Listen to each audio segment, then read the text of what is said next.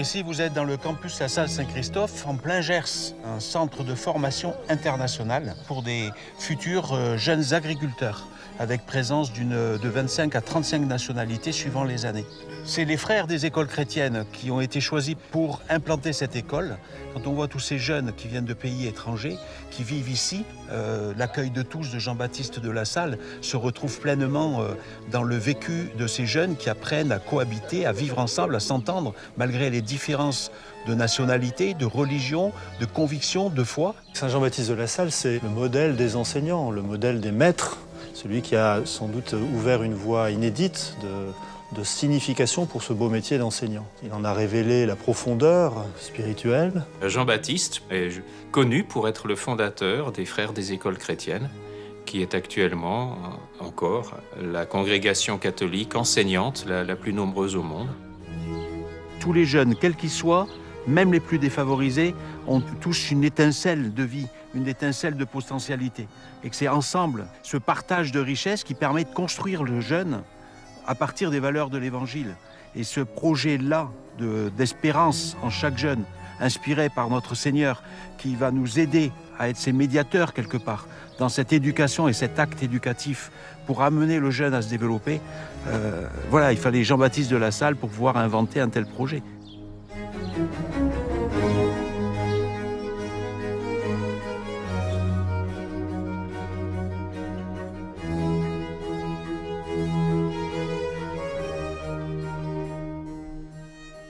Il est né à Reims au milieu du XVIIe siècle, en 1651, dans l'élite sociale. Dans cette maison qu'on appelle l'Hôtel de La Salle, son père Louis, magistrat, conseiller du roi, et sa mère qui était d'origine noble, de la famille Mouette, ont eu 11 enfants.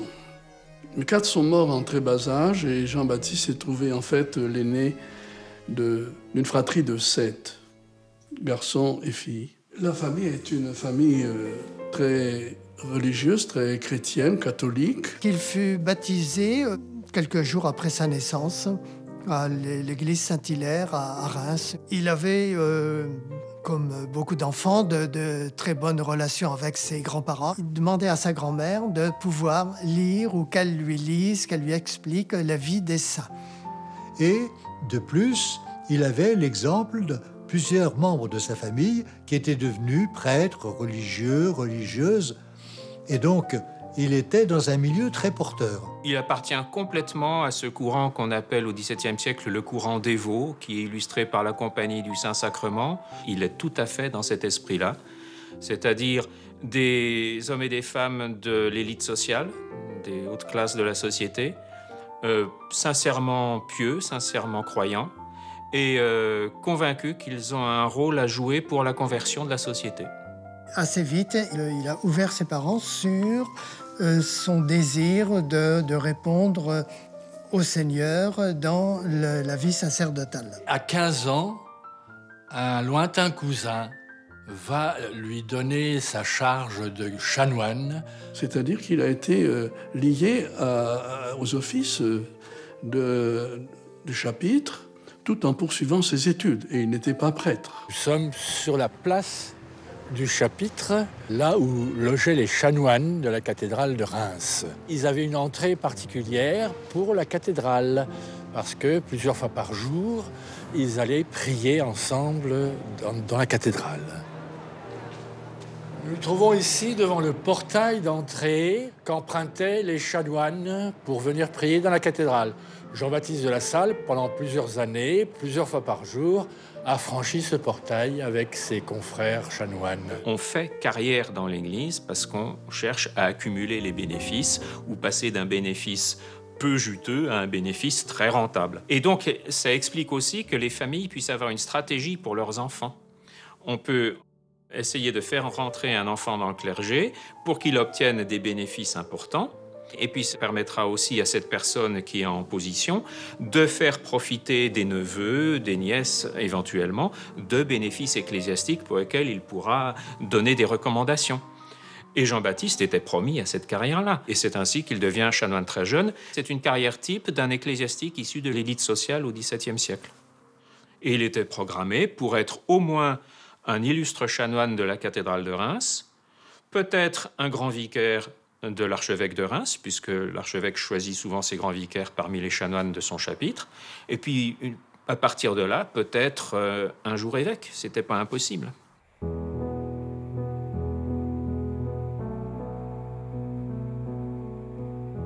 Son père, quand il a grandi, lui a demandé d'aller à Paris pour se former au meilleur séminaire de l'époque, celui fondé par M. Ollier à Saint-Sulpice. À Saint-Sulpice, il s'est trouvé au moment où le très célèbre Tronçon a été supérieur. Il n'a pas pu ne pas avoir connaissance des conseils que Tronçon prodiguait d'une manière ou d'une autre aux séminaristes, et parmi ces conseils, Dieu seul est l'auteur du vrai bien. Et d'une certaine manière, à travers d'autres mots, c'est ce que Jean-Baptiste ne cesse de répéter à ses frères quand il leur écrit, en ramenant toujours tous les problèmes que les frères rencontrent à cette seule préoccupation essentielle. Quelle est la volonté de Dieu? C'est à Saint-Sulpice qu'il a pu rencontrer les meilleurs formateurs du séminaire. Il a pris l'importance d'un Christ près des hommes, d'un Christ qui est sauveur, qui vient de sauver notre humanité, chaque homme dans ce qu'il est. Sa spiritualité, celle qu'on peut appeler la spiritualité lassallienne, sera éminemment liée à l'engagement et la rencontre de Jésus dans l'autre, le petit, le jeune, le pauvre. Paris, pour lui, c'est une ouverture assez étonnante. Il a même vu à Paris des choses qu'il ne remarquait pas à Reims, parce qu'on demandait, entre autres, aux séminaristes de s'occuper des enfants de la rue qui n'allaient pas à l'école, mais de les instruire. Certainement, ça l'a préparé à ce contact qu'il va avoir ensuite et cet engagement, malgré toutes les barrières sociales qui séparaient son monde à lui, celui de la haute bourgeoisie, et le monde du peuple, du petit peuple, qui était majoritaire.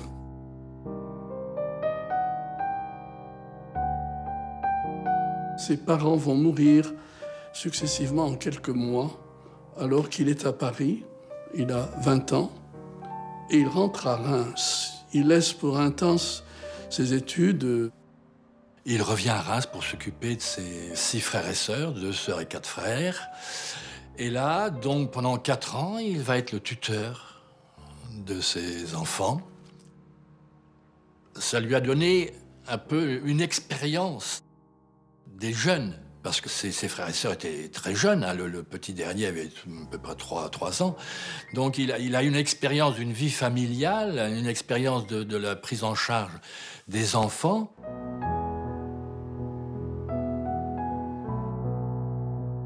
Il va continuer ses études pour être prêtre. Il arrive à Reims en se disant « je serai un bon prêtre ». Voilà, il place cet idéal sacerdotal très haut. Et être un bon prêtre dans son statut de chanoine, qui lui permet de prêcher. Il célèbre la messe et l'office. Ça lui permet également d'assurer des directions spirituelles. Ça lui permet éventuellement aussi d'être un confesseur attitré. Nous trouvons dans la cathédrale de Reims, dans la chapelle de la Vierge, qui est en même temps chapelle du Saint-Sacrement. Et nous avons donc sa statue qui a été installée ici en 1951 pour le tricentenaire de sa naissance. C'est dans cette chapelle que Jean-Baptiste de La Salle, en 1678, va célébrer sa première messe, après avoir été ordonné prêtre dans la chapelle du Palais du Thau. Il est entouré de sa famille, de ses amis. C'est un moment, une sorte d'aboutissement d'un chemin qu'il a vécu avec une personne qui a joué un très grand rôle pour lui, le chanoine Nicolas Roland. Et on représente d'ailleurs Nicolas Roland, présent à la première messe de Jean-Baptiste dans la chapelle du Saint-Sacrement.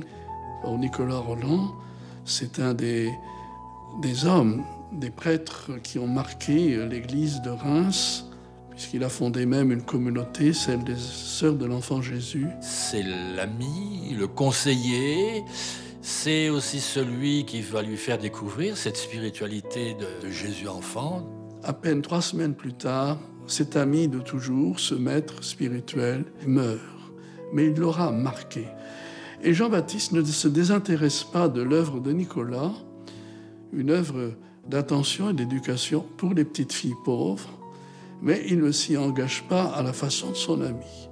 Néanmoins, il est fidèle et il continue à fréquenter les religieuses chez qui il va pouvoir célébrer la messe et par lesquelles il va faire une rencontre aussi très importante qui va déterminer le cours de sa vie en 1679, celle d'un maître d'école venant de Rouen, M.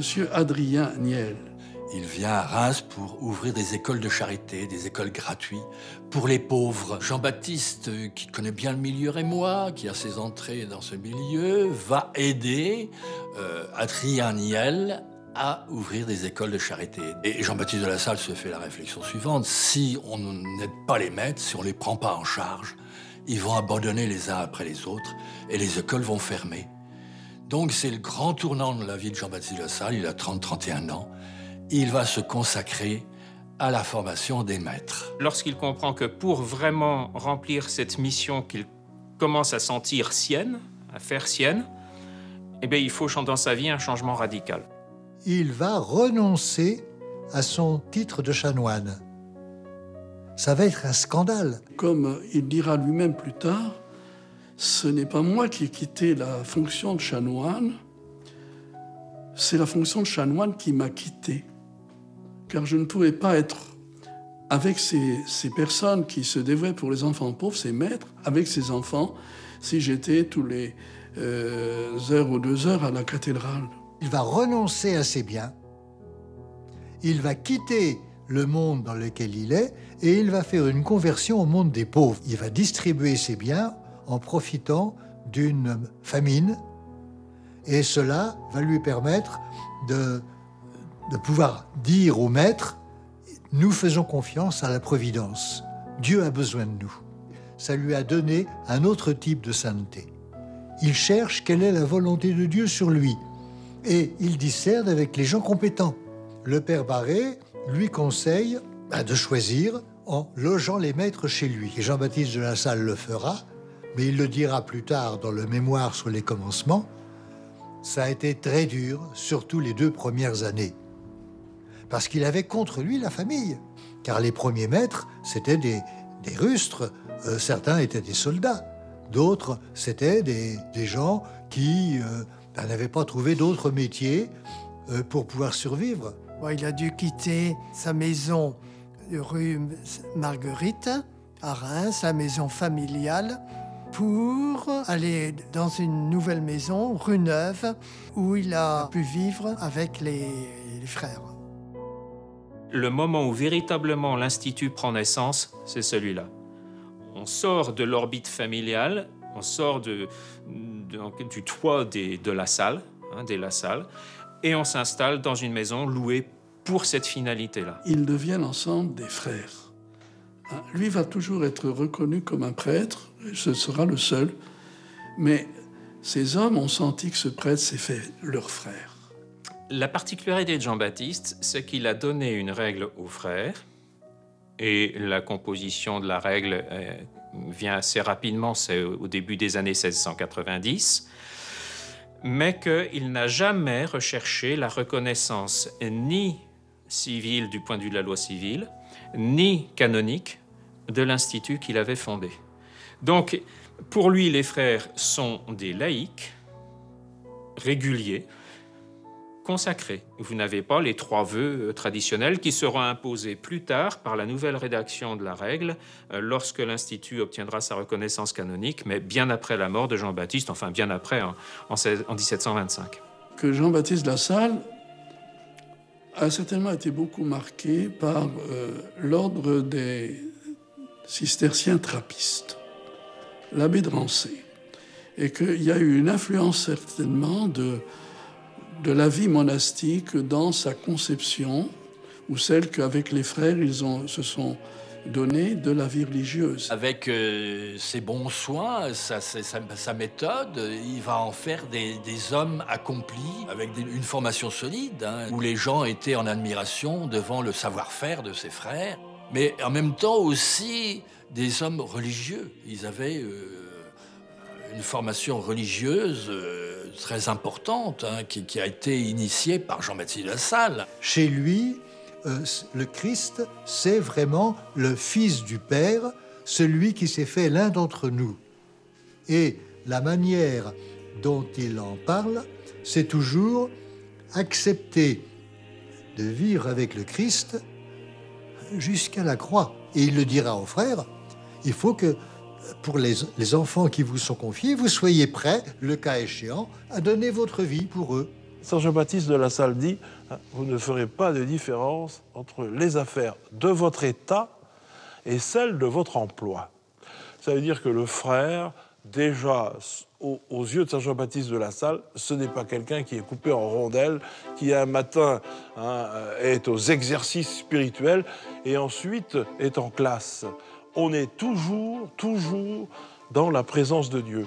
Et quand on accomplit son métier, on l'accomplit au nom de Dieu. Mais les frères devaient porter dans leur poche, les grandes poches de leur soutane, le Nouveau Testament. C'est bien là la première règle, et tout, pour Saint Jean-Baptiste de La Salle, se base sur l'Évangile et sur la parole de Dieu. También podemos detectar esta fuerte vida interior que llevaba y sobre todo una profunda unión con Dios a través de sus escritos, como usted lo mencionó, y en particular a través del método de oración que Él nos legó, que Él nos heredó. Es un método de oración que nos permite fortalecer la unión con Dios, pero al mismo tiempo después nos lleva a contemplar a Jesucristo en acción a través de la meditación sobre lo que él llamó misterios en la vida de Jesucristo, y que finalmente en la última parte de este método, que es un verdadero proceso interior, nos lleva al compromiso. Et c'est là qu'on voit qu'il n'a jamais perdu de vue l'idéal sacerdotal. Quand il écrit pas seulement pour les frères. Il y a des livres qui sont composés pour l'usage des frères, mais d'autres qui sont composés pour les laïcs en général, les règles de la bienséance et de la civilité chrétienne. Et les deux arcanes chrétiens, c'est un manuel de doctrine chrétienne pour quelqu'un qui aura à faire le catéchisme. Il décide, avec les frères, d'aller à Notre-Dame de Liesse, Notre-Dame de la Joie. Ils font le voyage à pied, la nuit. Mais Jean-Baptiste de La Salle était vraiment un militant de la Vierge Marie, mais de la très sainte Vierge, avec un grand respect. Et les prières du soir, ça commençait juste avant de se coucher, Marie, Mère de Grâce, Maria, Mater Gratiae. Creo yo que fue un hombre visionario, visionario incluso para soñar e inventar un tipo diferente de escuela, para crear iniciativas de diferentes servicios educativos que respondían a una sociedad que tenía grandes carencias. Jean-Baptiste n'a pas innové en tout, il n'a pas tout inventé. Jean-Baptiste, il a fait la synthèse d'expériences diverses. Le principe de la gratuité, il ne l'a pas inventé. Le principe même de faire l'école aux enfants en français et de ne pas commencer par leur apprendre le latin, il ne l'a pas non plus inventé.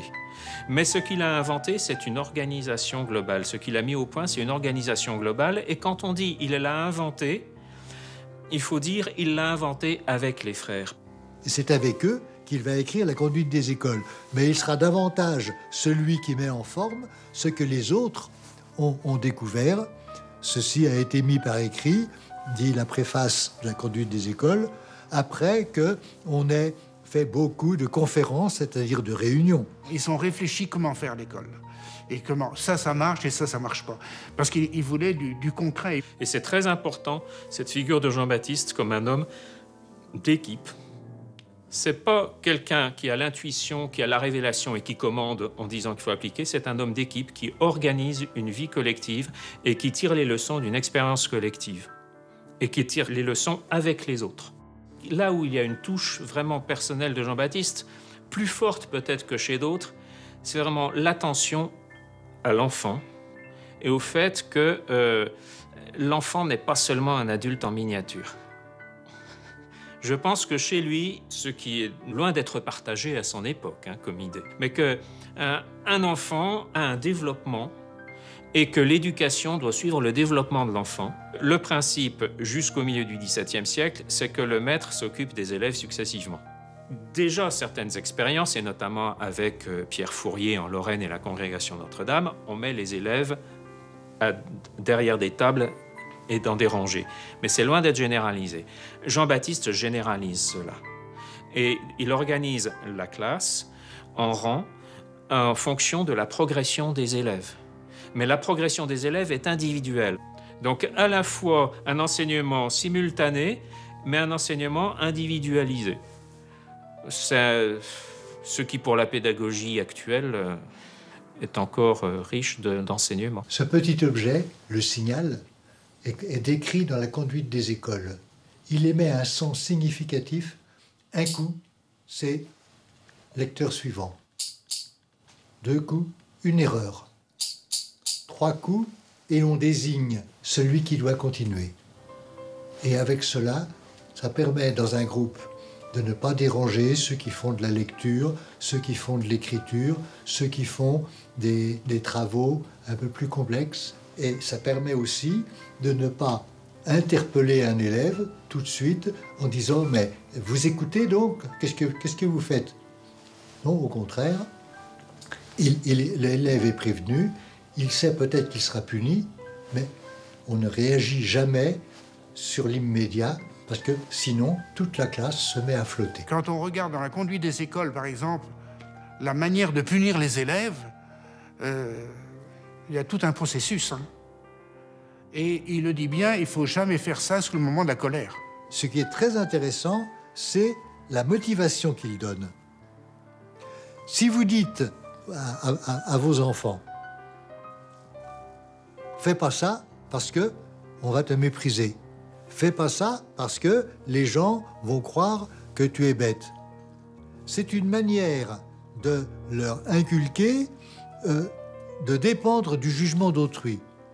Mais si il faut avoir telle ou telle attitude, c'est parce qu'il faut respecter en chacun et en soi-même la présence de Dieu. Sa relation à Dieu était importante et il voulait communiquer aux jeunes vraiment cette expérience de Dieu qu'il avait, cet homme de prière qu'il était. Dans un premier temps, les écoles ont été fondées à Reims et dans la région de Reims. Et puis, en 1688, il décide de répondre à l'appel du curé de Saint-Sulpice pour prendre en charge cette école de la rue Princesse, qui est tout à côté de l'église Saint-Sulpice. Et à partir de là, il va prendre en charge 5 à 6 écoles dans la paroisse au total durant sa vie. La rue Princesse, le logement des frères était dans une maison, mais qui était une maison ordinaire. Et donc, quand les élèves étaient partis, il fallait qu'ils couchent, et puis il n'y avait pas de cours, et ils étaient juste à côté du marché. Ça ne marchait pas bien du tout pour les frères. Il va louer une maison à Vaugirard. Vaugirard, à l'époque, c'était en pleine campagne. Pour que les frères de Paris puissent, en week-end ou pendant les vacances, venir à Vaugirard pour respirer le bon air.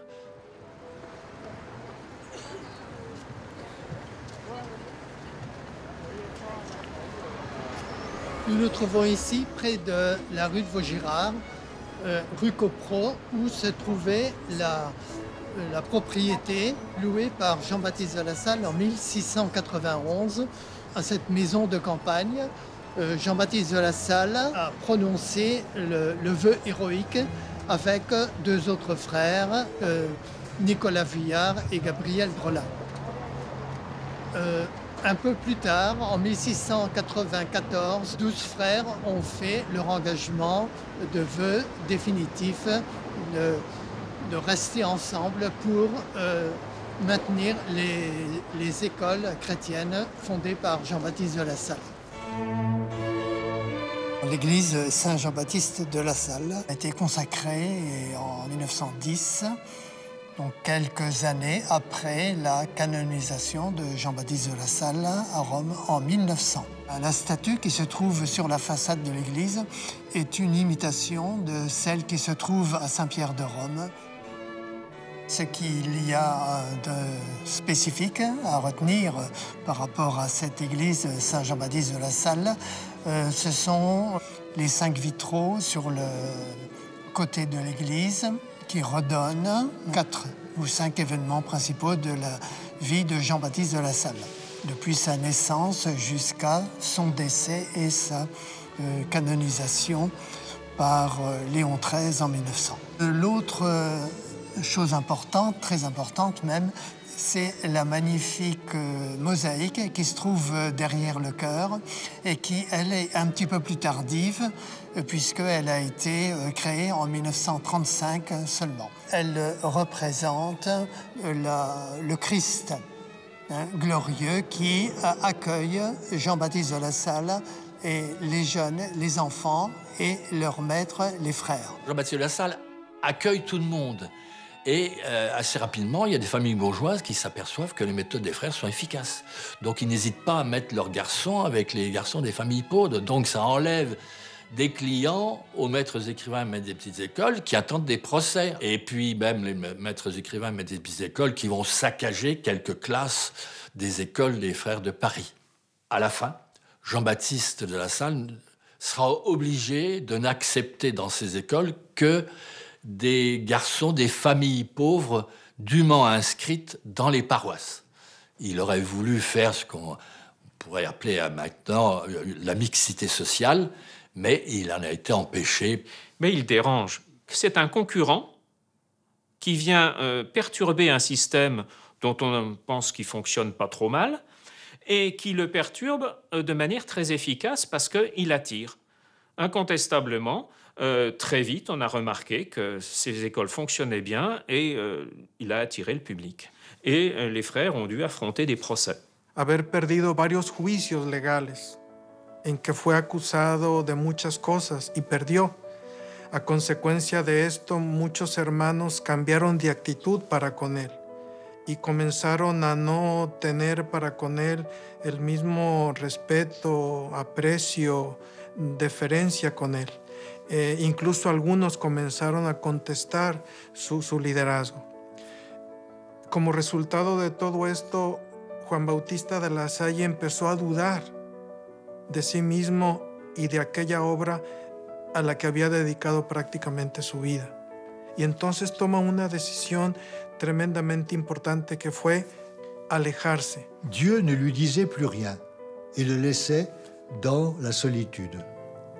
Et donc, il se demande si finalement il doit continuer à être le supérieur des frères ou s'il va céder à son désir, un peu comme le curé d'Ars, d'aller pleurer ses péchés et de s'occuper des grands pécheurs. Ça aboutira à son exil dans le sud, et c'est quand il arrive à Grenoble, si on peut dire, qu'il retrouve un petit peu la tranquillité, tout en étant inquiet de ce qui se passe à Paris. Cet éloignement, c'est je me retire, je prends du large pour que les frères voient où ils en sont. Et à Grenoble, là, il va rester plusieurs mois. D'abord parce qu'il est physiquement, il est fatigué, et puis moralement aussi, tous les procès l'ont atteint aussi, moralement.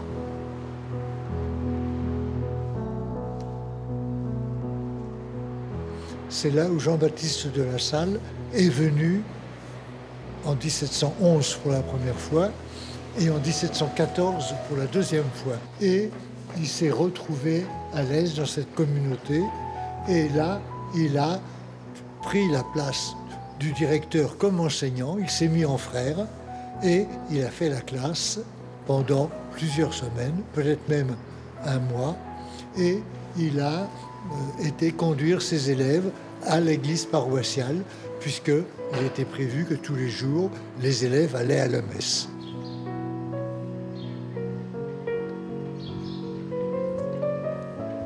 Nous avons derrière nous l'église où se trouvait le couvent de la Visitation, qui avait été créé donc par saint François de Sales un siècle plus tôt, et où il y avait une présence de la vie contemplative et où Jean-Baptiste de La Salle a été souvent célébrer la messe.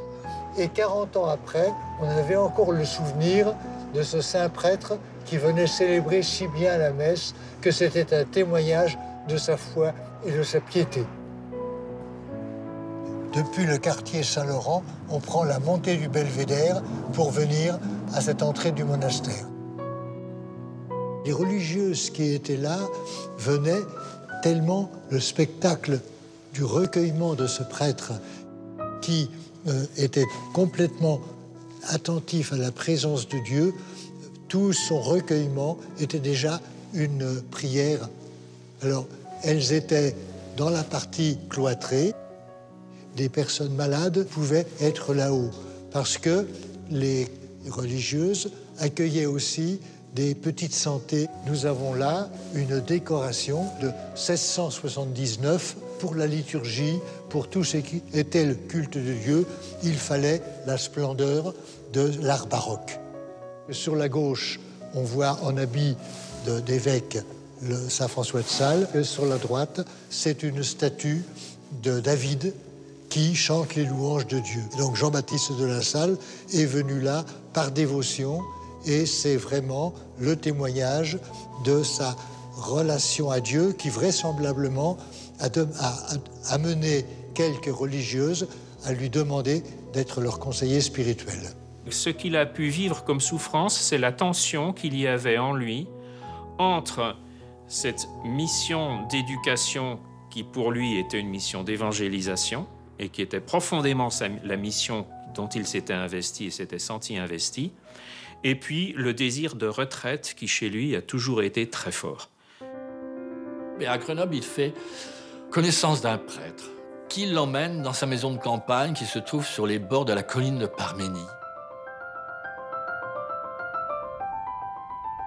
Alors, Parménie, c'est une colline. Nous sommes ici en Isère. Et c'est une des collines de Chambaran, un petit massif montagneux qui se situe entre le Rhône et la rivière Isère, affluent du Rhône. En temps normal, Parménie, c'est un centre d'accueil de groupe où sont présents des frères des écoles chrétiennes, une communauté de 5 frères actuellement, et où travaillent aussi en association avec les frères, des laïcs, des salariés, et nous animons un centre d'accueil de groupe qui viennent aussi pour bénéficier de ce cadre et bénéficier du calme et un peu de l'isolement et de la sérénité de ce cadre pour pouvoir travailler correctement. Bien sûr, il y a la chapelle, il y a aussi une plaque qui indique que Jean-Baptiste de La Salle a rencontré une certaine Louise Ours et dont le caveau est sous la chapelle. Jean-Baptiste de La Salle était venu ici en 1714 pour un peu se refaire le moral et Louise Ours l'aurait conseillé. Cette femme l'encourage. Si cette œuvre, c'est l'œuvre de Dieu, elle continuera. Después de un tiempo de vivir ahí buscando discernir exactamente lo que Dios esperaba de él, recibió una carta en abril de 1714, enviada a él por los hermanos directores de las comunidades de París, en la que le decían que lo necesitaban de regreso. Les frères commencent à prendre corps, mais ils ont encore besoin de leur fondateur et ils font appel à lui. Ils ordonnent à leur fondateur de revenir, et ils vont jusqu'à lui demander d'être obéissant. Et donc Jean-Baptiste s'exécute, il revient. Il reste 5 ans à vivre, et donc il va passer par Paris, mais il va aller à Rouen, puisque la maison mère, à l'époque, était Rouen. Alors nous sommes ici, place Saint-Clément, devant une statue de Saint Jean-Baptiste de La Salle, qui a été réalisée par Falguière. La popularité de Saint Jean-Baptiste de La Salle était telle à Rouen que 5 ans avant sa béatification, on a érigé cette statue, donc en 1875. Donc cette statue est extrêmement intéressante puisqu'elle représente Saint Jean-Baptiste de La Salle pour une des premières fois en position d'enseignant. Cette statue est devenue un modèle, comme un standard de toutes les représentations ultérieures du fondateur. Et puis, dernière grande joie de Jean-Baptiste, ça va être l'élection de son successeur, le frère Barthélemy. En 1717, le frère Barthélemy devient le premier supérieur et Saint Jean-Baptiste de La Salle s'efface complètement et continue à écrire, bien sûr, mais il n'est plus dans le gouvernement, directement dans le gouvernement de sa congrégation. Les 2 dernières années de sa vie, il va vivre au domaine de Saint-Yon, qui se trouve dans la banlieue de la ville de Rouen, Donc il va mourir à 68 ans de vieillesse. Cuando él muere, rodeado por toda la comunidad que le mostró cariño, afecto y mucho respeto.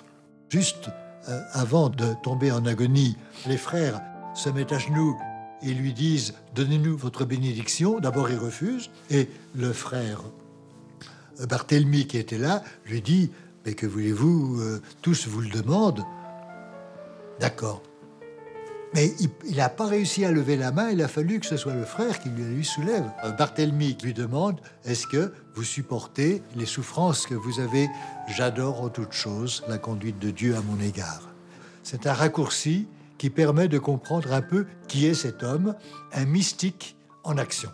Cette phrase résume très bien Jean-Baptiste parce que toute sa vie, on se rend compte que son obsession, c'est faire la volonté de Dieu.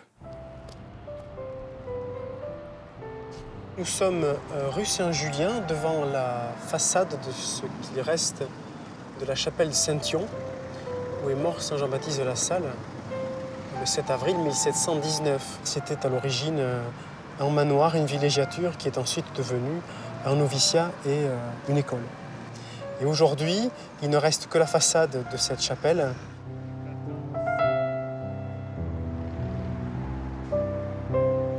Ce lieu a quand même gardé une vocation de formation éducative. Nous sommes devant une grille qui aurait été forgée par les élèves et qui porte l'étoile lassalienne, donc le Signum Fidei, qui a été conservé sur cette grille malgré toutes les vicissitudes qu'a traversé ce bâtiment. Cette chapelle a été construite par les frères eux-mêmes pour accueillir la sépulture de Jean-Baptiste de la Salle, qui était à l'église Saint-Sever, pas très loin d'ici.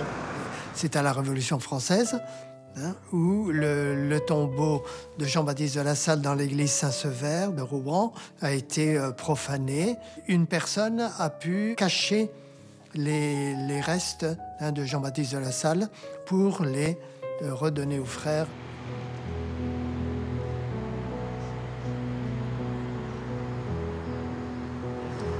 Dans la grande chapelle du pensionnat, il y a cette petite chapelle, dite la chapelle du reliquaire. Elle est intéressante sur bien des points. C'est ici qu'a été déposée la châsse de Jean-Baptiste de la Salle avec ses restes.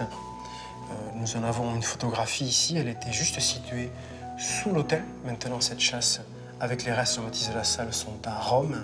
C'est le lieu vraiment de l'hommage au fondateur. Cette chapelle a été construite pour la béatification de Jean-Baptiste de la Salle. Donc il y a deux bas-reliefs intéressants sur l'autel. Celui-ci où on montre l'acte de béatification promulgué par le pape. Et les enfants, comme toujours, qui sont mis au premier rang. Et ici, la particularité, c'est que ce sont des enfants qui représentent tous les continents où sont présents les frères des écoles chrétiennes. Et puis, bien sûr, à droite, Marie, reine et protectrice de l'Institut, dirons-nous, qui accueille ce nouveau ciel. Ici, nous avons un fragment de la tombe de Saint Jean-Baptiste de la Salle qui est scellé dans ce mur, qui a été retrouvé après tous les épisodes de destruction liés à la Révolution française. C'est assez émouvant parce qu'on aurait pu croire qu'elle est disparue complètement, en tout cas. Donc c'est très précieux, c'est un bout de pierre qui est écrit en français. C'est important, Jean-Baptiste de la Salle a beaucoup insisté pour que l'enseignement soit donné en français et non pas en latin. Donc jusque sur sa pierre tombale, on a écrit un hommage en français et non pas en latin pour que tout le monde puisse bien comprendre l'hommage qui lui était rendu.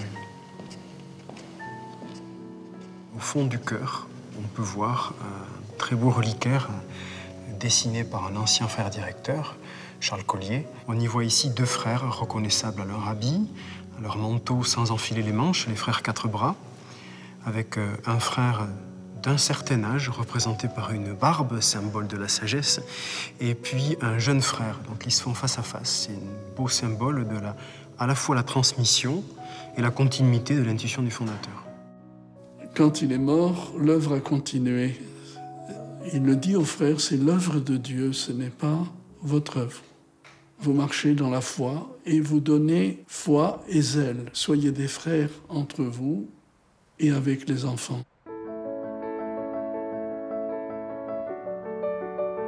Nous sommes ici à la maison de la rue Oudinot, actuellement le ministère des Outre-mer, qui a été, depuis 1847 à 1905, la maison mère des frères des écoles chrétiennes, avec la résidence du supérieur. Elle rassemblait des enfants, des jeunes, avec un petit noviciat et un noviciat.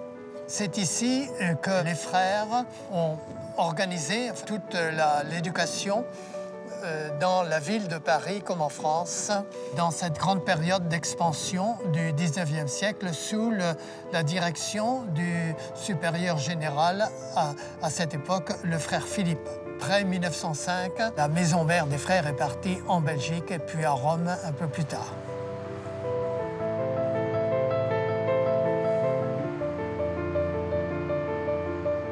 Esta capilla y el conjunto de la casa fueron construidas a partir de 1935. En ese año se colocó la primera piedra de toda la casa. Un año después de la colocación de la primera piedra de la casa, es decir, en 1936, la primera comunidad vino a vivir aquí. Y un año después llegaron las reliquias, es decir, en 1937.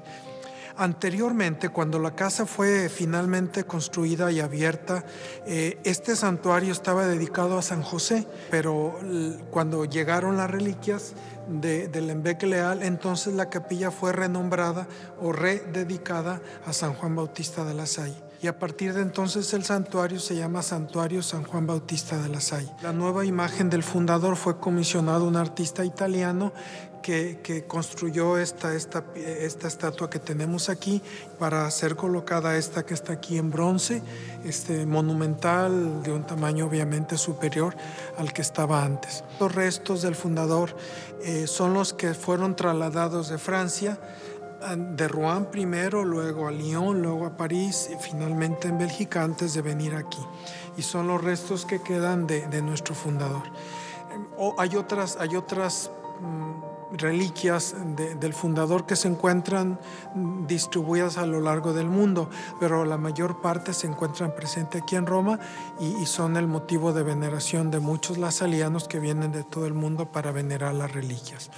Il a des méditations en disant « Vous êtes des frères ignorés du monde, mais les enfants pauvres vous reconnaissent si vous vivez dans la pauvreté et cette ouverture du cœur. Ils viennent à vous dans la nuit. Et cette étoile, c'est l'étoile de la foi, Signum Fidei. Hein, elle a commencé un petit peu à briller dans cette maison quand Jean-Baptiste est né, mais il ne savait pas.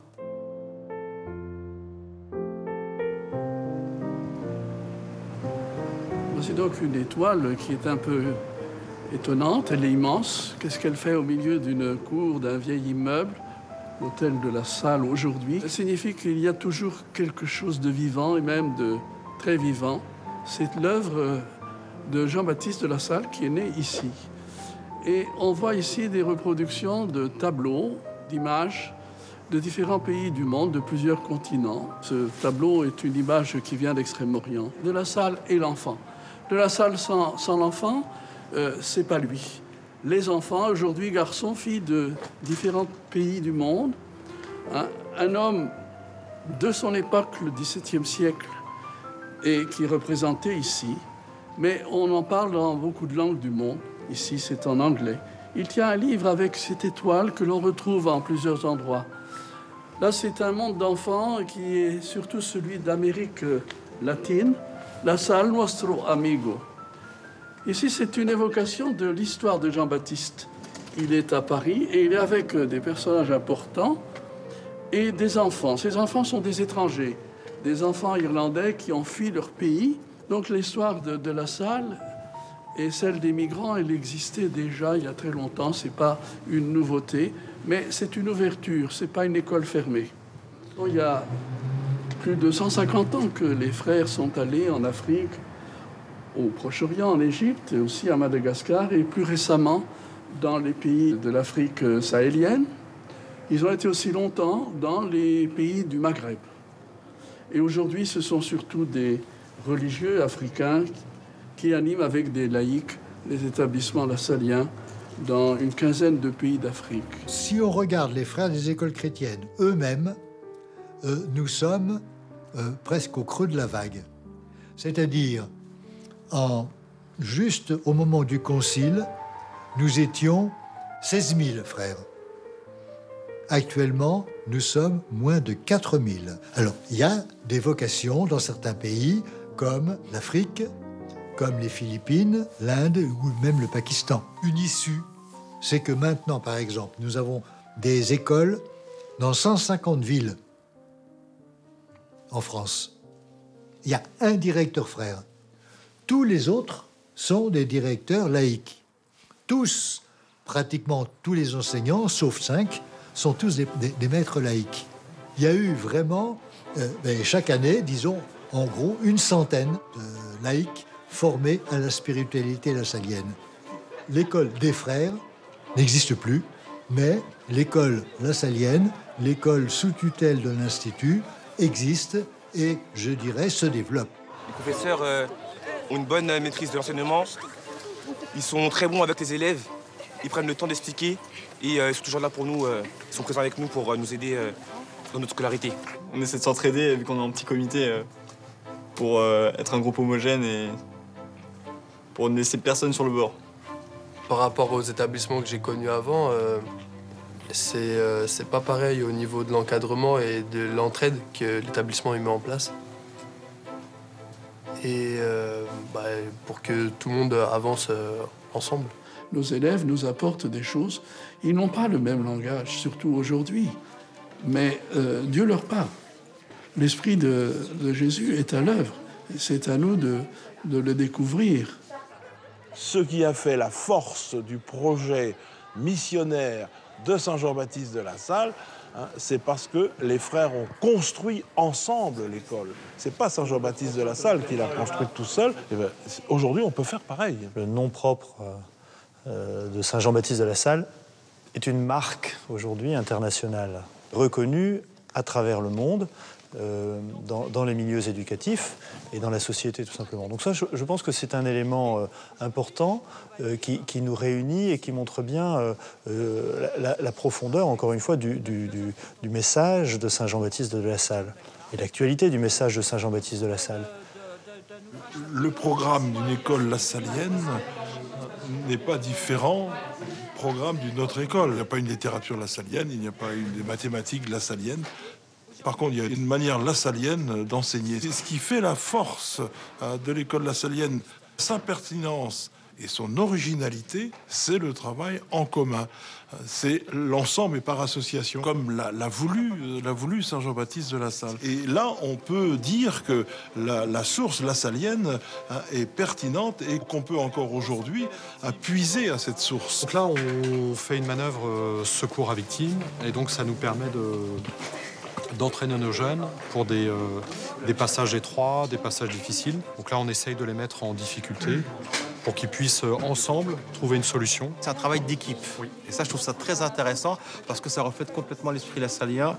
Jean-Baptiste et les premiers frères, ça a toujours été un travail d'ensemble et en équipe. C'est jamais tout seul. C'est ça la grande révolution de son époque. C'est-à-dire, le maître n'est pas tout seul devant les élèves. On travaille ensemble. Et là, on leur apprend la même chose, c'est à travailler en équipe. C'est comme un puzzle. On a différentes pièces et ensemble, on reconstitue l'école lassallienne. Et lorsque des enseignants évoquent leurs anciens élèves, par exemple, c'est toujours avec beaucoup d'émotion. Mais au fond, ce qui reste, c'est cette trace lumineuse qu'ils ont laissée. Ce petit que nous avons eu telle année dans tel collège, eh bien, est devenu un homme, une femme.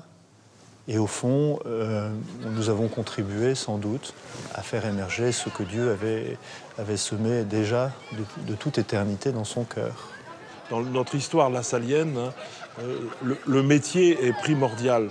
Et c'est par le métier que l'on construit le royaume de Dieu. Ce métier est aussi grand parce qu'il induit la dignité de l'éducateur et la dignité de l'apprenant. Et enfin, ce métier est saint, c'est vraiment un métier saint, un métier qui peut conduire justement à l'itinéraire de foi, conduit des enfants vers la vie et on les accompagne de manière évangélique. C'est un engagement dans la vie d'aujourd'hui pour essayer de faire changer des choses, aussi bien en matière d'éducation que renouveler aussi notre expérience de Dieu. Le message de Jean-Baptiste de La Salle, pour moi aujourd'hui, c'est comment rendre nos écoles chrétiennes. C'est peut-être ça qui pêche aujourd'hui. Parce que dans l'acte d'enseigner, il voulait aussi en même temps former des chrétiens. El mensaje de La Salle para la presente generación es un mensaje muy importante porque nos estimula a estar atento a los signos del tiempo para descubrir en esos signos las llamadas que Dios nos hace y responder a ellas de la manera más creativa y comprometida posible, pero siempre pensando que cualquier cosa que hacemos es colaboración con el plan salvador de Dios.